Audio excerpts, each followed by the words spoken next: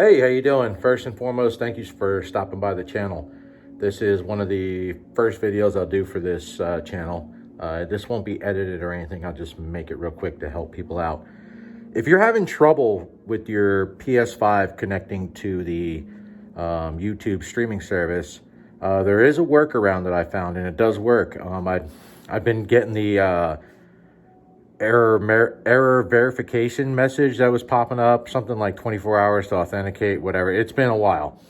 So what I found out is if you go on your PS4, if you still have your PS4, log into your PS4 and try to stream from there.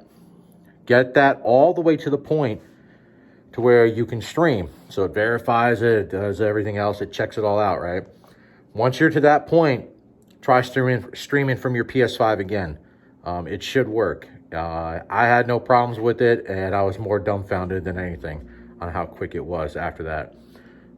So I hope this helps you out. Again, sorry, it's just still working on things down here, but if you like what you see, I'm pretty helpful with a lot of stuff. I'm the one that the family calls when they have tech problems.